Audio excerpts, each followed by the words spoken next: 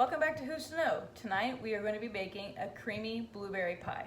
Now, while I have previously said on this channel that I do not do a lot of baking, and that is true, this is one recipe that I have made now several times, recipes that I'm very comfortable with, and is a go-to recipe for me for a dessert if I'm taking it to somebody's house or if I'm having people over maybe at the last minute, because of how easy it is to make. What I've already done is preheated the oven to 350 degrees. So now I'm going to go ahead and take my 9-inch pie crust and lay it out in my dish.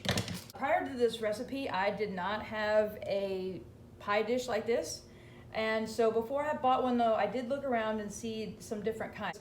I like this lip. It's about 1 inch. When you take it out of the oven, actually have something to grip onto. It's a Pyrex. I just picked it up at Walmart. So I really like this one. We're gonna go ahead and put our pie crust in that. Now this pie crust, something that I have noticed in the past is these ones that are refrigerated, sometimes when you try to unroll them, they can get a little bit, because they're a little bit hard from where they've been in the fridge, sometimes pieces will come off. So what I actually did on this one, I had a timer going. I had this one setting out for about 25 or 30 minutes to kind of soften it up a little bit, and I'm interested to see if that actually helped. As I mentioned, you can see here I've rolled this out, and it looks like for the most part that trick worked. So if you'll be making this recipe, one thing you want to do, take your pie crust out of the fridge and let it be getting up to room temperature. I usually don't make pie crust, so I buy it. What I like about this recipe, there's the oven. What I like about this recipe is that it doesn't have a lid on it. It actually, or a lid. It doesn't have another pie crust on top. It actually has a streusel, which is very easy to make. And I think probably in times past I would have been intimidated by it. I'm gonna put this one pie crust in here, and we're done with that. And then we're just gonna set that aside. The recipe calls for 3 cups of fresh blueberries. I'm gonna measure those out, and then we'll go ahead and get them rinsed. Now I've got my 3 cups of blueberries, and I'm gonna pour them in the strainer and go ahead and rinse those off. This is not something the recipe calls for, but I do like to do, is actually gonna pat dry these blueberries that I've rinsed. This just keeps the pie crust, once we transfer these in there, from getting soggy and wet, so that it can crisp up really nice.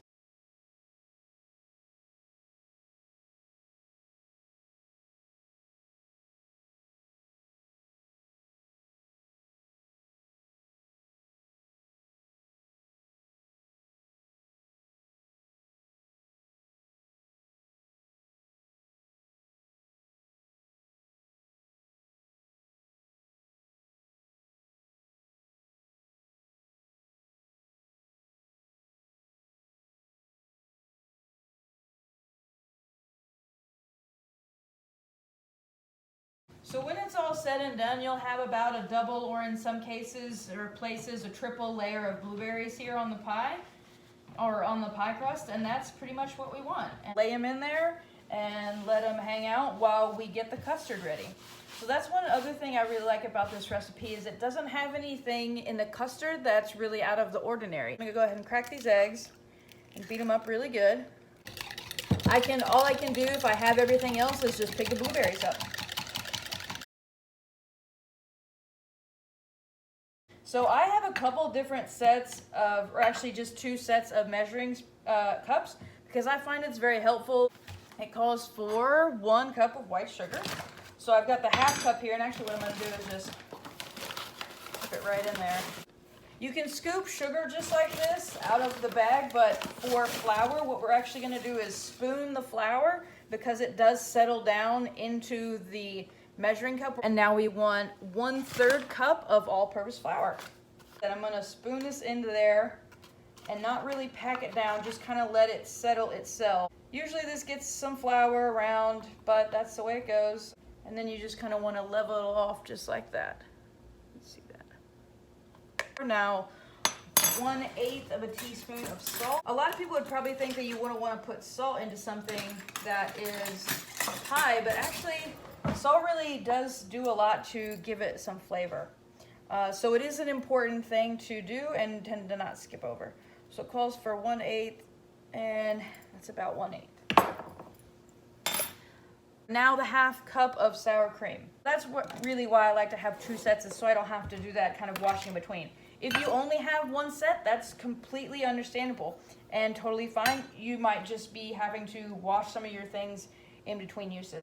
I'm just showing you what's worked for me and what I've found that, I have found that I don't really want to have to wash measuring cups while I'm measuring stuff out. A half cup of sour cream. It doesn't say any particular way of stirring, so we'll just go ahead and use this spatula here. Sometimes I'll use a spoon, and sometimes I'll just use whatever is already dirty.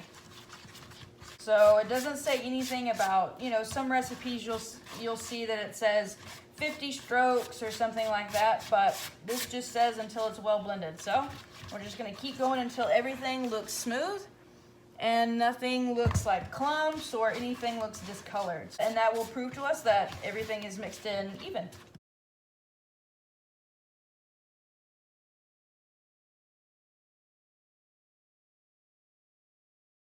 Just like that. Now we're just gonna pour this over the blueberries. One of the reasons I love this recipe so much is it's, if you've made it a couple times, you can really get it down pat and to where it really takes you no time at all.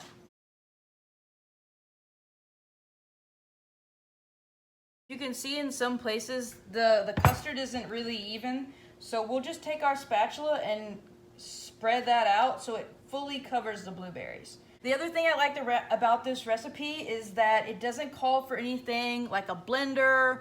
To make the streusel, you don't necessarily have to have a food processor, which would probably make it easier, but the recipe, again, it doesn't call for that. So I like that this recipe is very simple, very easy to do. Now we're gonna make the streusel. We've got another smaller bowl here that's gonna help us. Half cup of white sugar, half cup of all-purpose flour, 1/4 of a cup of butter. Half a cup of that, a half cup of flour is gonna get on the counter. That's the way it's gonna be. 1/4 of a cup of butter. Now, 1/4 a cup of butter is 4 tablespoons. I already got the butter out here on the butter dish, so what I'm gonna do is I'm gonna use a stick of butter that's still in the fridge to kind of measure this out. So if we take this and compare this to a stick of butter, we can see that 4 tablespoons is right at about half. Do half, just like that. Cut it right down the middle. Cut the butter with a pastry blender until the mixture resembles coarsemeal. Well, we don't have a pastry blender, so usually what I do is I just take a fork. There's little metal slits. That's kind of the same idea as a fork, but it kind of has these metal slits like this that it kind of cuts in stuff. We can kind of do that same motion with just a fork. Cut it like this, just like that. I smash it sometimes like this with the fork down like this. That works well too. So what we're really trying to do here is mix the butter in with the sugar and the flour to make a streusel. It will kind of get clumped up on the fork, so you'll kind of have to scrape it off, and that's where the butter is getting stuck on there, and put it back down in that bowl.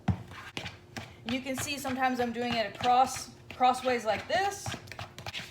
You don't want it to be clumpy, but you also don't want it to still be resembling the flour or the sugar, and that's why we cut it. All right, so we're getting pretty good. We're getting like an even mixture in here. Not too many clumps, not really small ones, not really big ones, but pretty much that's what we want it to look like.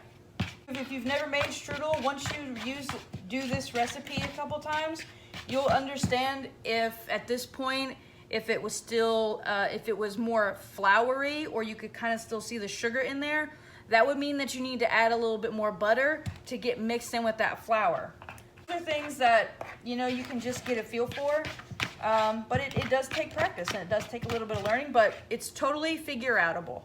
Sprinkle the topping over the sour cream mixture and berries in the pie shell. I am gonna use my hands for that.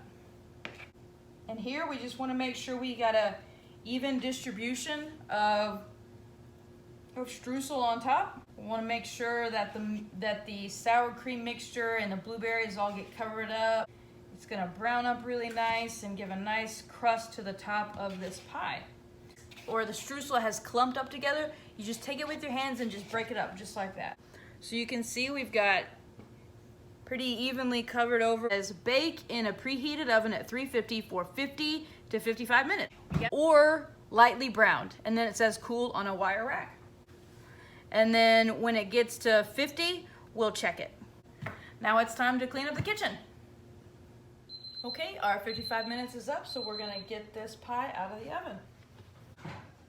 This is where that lip that I was telling you about on this particular pie that I like really comes in handy, because you've got something to grip onto the side of.